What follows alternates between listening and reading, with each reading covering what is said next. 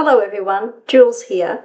Today I'd like to show a relatively new tarot deck that was published late last year. That is the Incubus Tarot.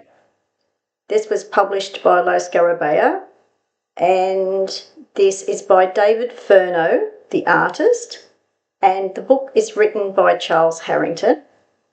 So I wanted to show a few cards from this deck today that I particularly like. Now, this deck is basically about the theme of demons, but I don't really see this deck in that way. It is a bit dark, but it's RWS based, so it's going to be quite familiar to people. The images make it quite relatively easy deck to use, but I don't see this deck as particularly demonic. Other people may. I just see this as a dark deck. So here is the little guidebook, the little, not quite a white book, but about the size of a little white book. This is one of the cards on the cover, which is the moon card image. And it was the image on the box that actually got me interested in this deck in the first place. So there is a tarot spread, a 3-card spread in here that's called Devil and Angel on Your Shoulder. And that spread is okay, it's fairly simple.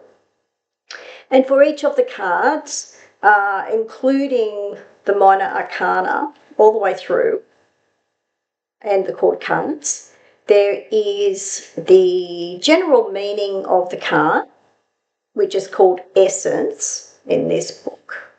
And then there is something called a whisper from each of the card essences. So it's like the meaning of the card is in the form of if the card spoke to you.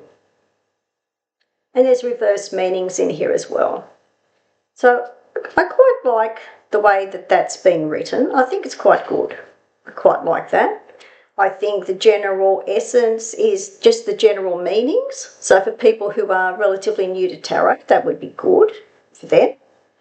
And I like the idea of the whisper for each of the cards. And I think the reverse meanings are quite good too. Sometimes reverse meanings aren't very sort of creative, but I think this is quite good. So that's a little guidebook, really. It's not white, so anyway. Okay, so, and the box is a bit different to the usual Scarabeo. This is not a tuck box. This is just a box that you lift up the top, and it's quite a hard, very hard cardboard box. So this seems to be different and new for Scarabeo, because before the hard boxes were particularly for the Anima Antiqua series, which is mainly a Marseille deck series. That they were the usual hard boxes that you would get with Scarabeo. So now, you know, they've started doing the hard cardboard boxes for the other decks. Okay, now to get started on looking at the images. Here's the back of the card, and I really like the back of the card as well. You can't quite see it here, but it's actually a mask. I really love the back of the card. I think it looks great. Really like that. And the cardstock is a bit like, it's got a core to the cardstock. It's a bit like the way people used to really like the Llewellyn cardstock. So if you really like that Llewellyn cardstock, it's, you know, relatively flexible, but it has got some core to the card. But for people who don't like their cards on the sort of thinner side, they may not like that. So I just thought I'd better mention it, because some people may be disappointed in the cardstock a bit, but Lo Scarabeo always, with their general range of decks, it was always flexible with a bit of a core to the cardstock, so that's okay. It's okay with me. Okay, now, and the finish on the card is semi-gloss. So it's a little bit shiny, but it's not too bad. Okay, to get started, here is the Magician. I hope all of this is going to show up okay. That's the Magician. Now, this is a very atmospheric deck.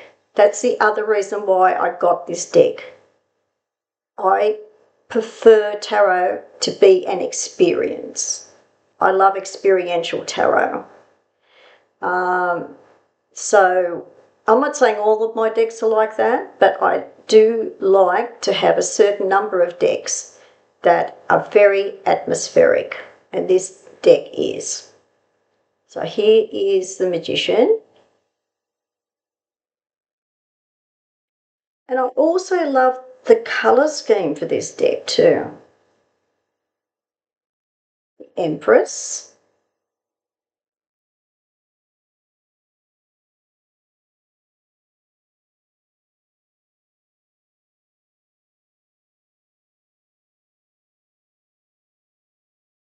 So as you can see, it's a really atmospheric deck. There's even a sense of humour in this deck. I love this Hierophant. To me, that is the Hierophant. That's what it represents to me. I also think that this deck is very appropriate for the times that we are living in now.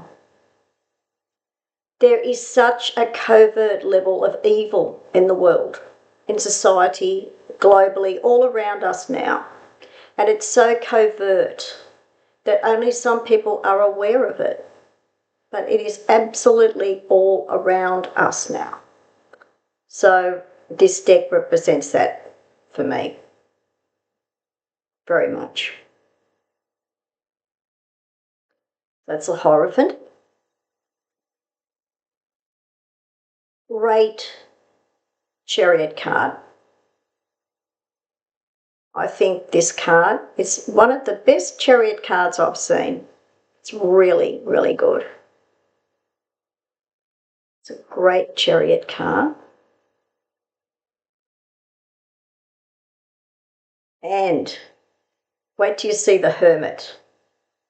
This is also a totally typical, I shouldn't say typical, but, well, it's typical for me.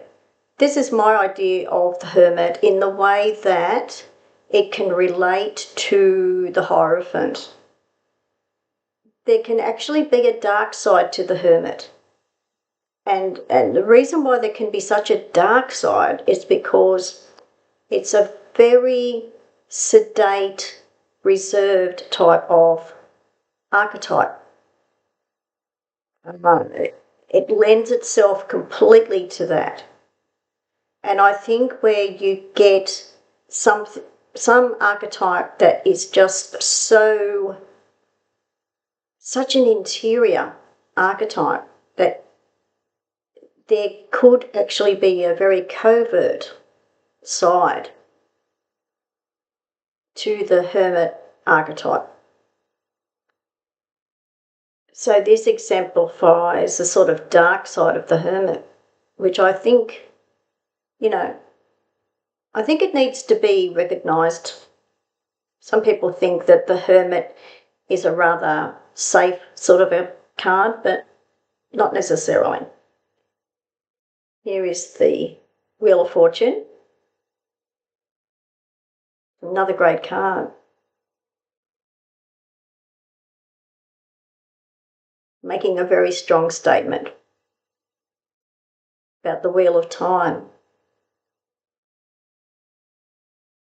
which can actually be the measure of eternity. very, very long period of time. I'm thinking of eon, that kind of context. Great, really, really good. I really like this Hanged Man.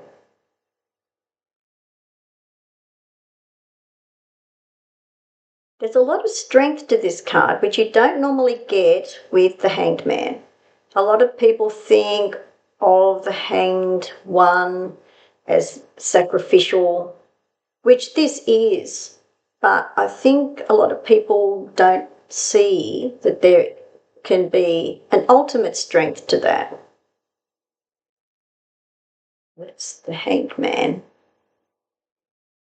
Now the Death card. I love this Death card. Just says everything.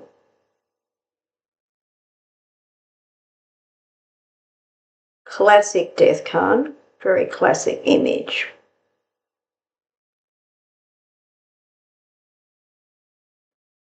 Temperance. I really like this deck.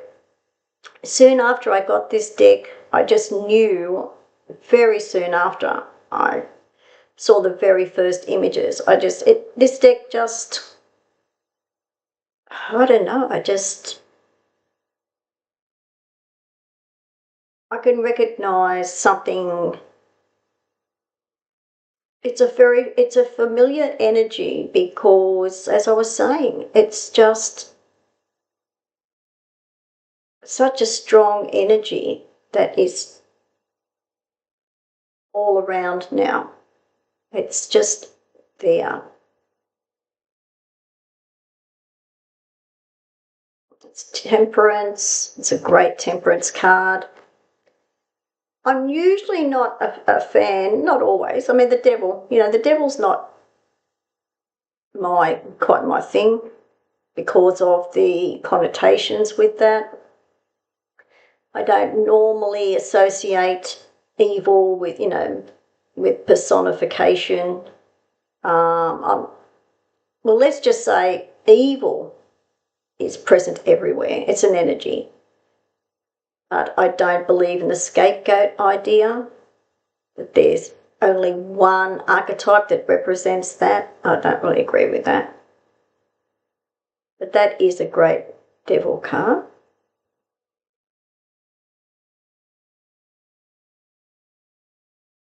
Here is the Moon, which is on the box.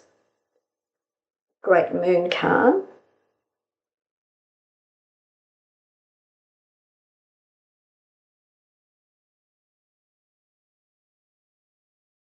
And what about the Sun?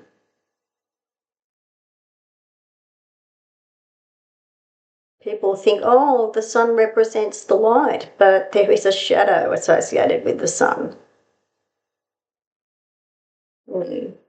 Light and shadow. They are two sides of the same coin.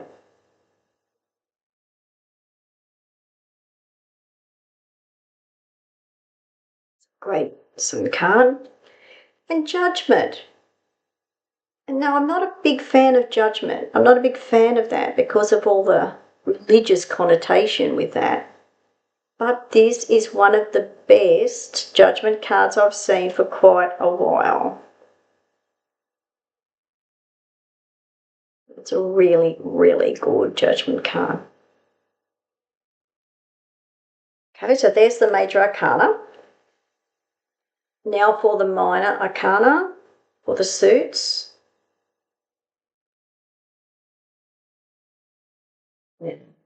Okay. Now each of the suits have a slightly different colour. There's a different hue. Here is the Ace of Wands. And I know whether people can see the colour, but it's a very dark violet. It's a very, very dark purple. Ace of Wands. And when I first saw that colour, I was trying to understand it, but I realised what it is. The wands is associated with fire, but sometimes it's associated with spiritual fire. So that's where the purple, the very, very dark violet colour comes in. Ace of Wands, very atmospheric Three of Wands. I think this is it's a beautiful card. It's just beautiful. Really like that.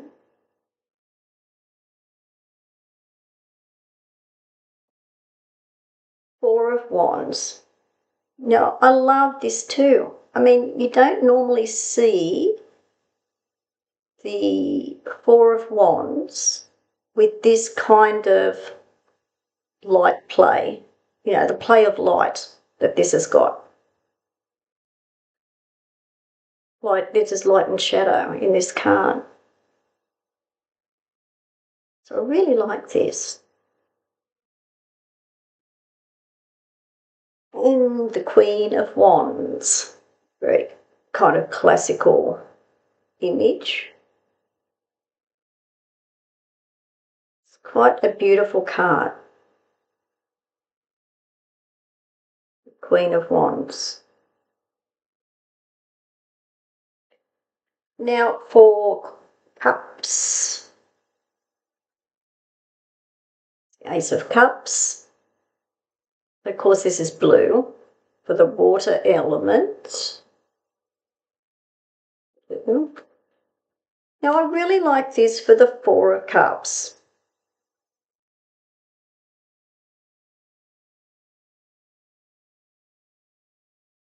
The Four of Cups is usually a fairly sort of benign card, but I really like this one. It's not benign at all. It's really showing someone deep in thought or deep in reflection. So I really like this Four of Cups. I think this is great. And Queen of Cups. It's quite a beautiful card, this one. It's really quite beautiful.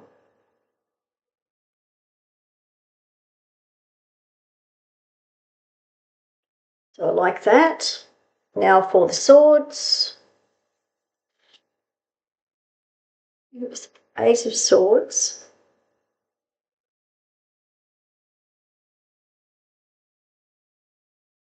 I really do love the artwork of this deck. It's just great. Now here again, this is a different type of Four of Swords. I really like this.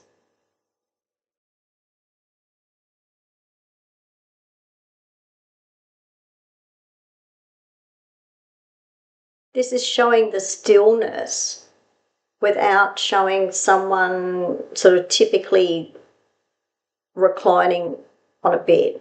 That's what you normally see. But this is still a moment of stillness and repose. So I just like the way that's been done. I think that's great, the way that's been done. And Knight of Swords.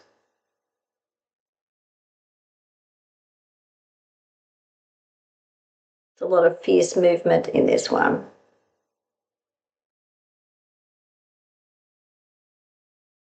Knight of Swords. Now for the Pentacles. So you have Ace of Pentacles.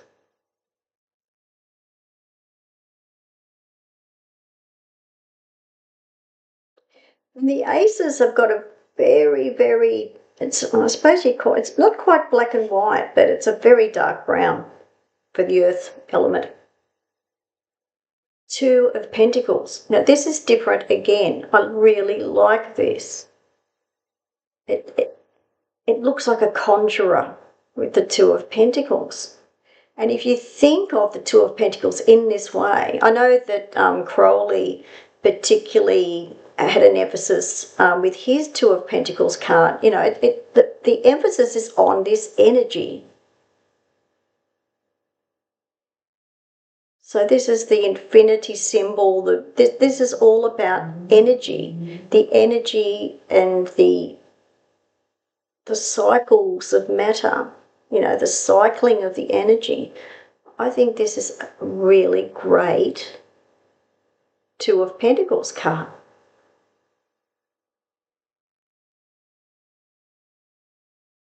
So some of these images are really quite original and different. So I like that too. And same thing with this last card, Page of Pentacles. Sometimes, or very often, you will see quite a young child or a juvenile for the Page of Pentacles. But I think it's just reminding people that you can be a Page of Pentacles at all ages. You can be learning about the earth element and matter. You know, what does the material world, what is it all about? And your relationship to it. You know, I think this is a very original Page of Pentacles as well. So I really like this. Okay, so these are the cards from the Incubus Tarot that I particularly like. And I really do like this deck. I'm really glad I got this. It won't be for everyone. For some people, they will think it's too dark. That's okay. For people who would like something a bit different and actually like dark decks, or you know, they just want something that's going to, I think if you want an experiential, if you want an experience with tarot, which is what I like with some of my decks, if you would like an experiential deck, I think that can challenge you a bit more, especially for personal readings. I think this is really great for personal readings. I also think this would be really good as a deck for magic and also a deck for ritual, because it is so atmospheric. You know, this deck is really, I think it's about, this deck is particularly about energy, and energy comes in many forms, whether that's dark or light. So, yeah, I really like this deck. So that's the Incubus Tarot by Davide Furno, published by Scarabeo. I'll put some details below the video. Thanks for watching. Bye for now.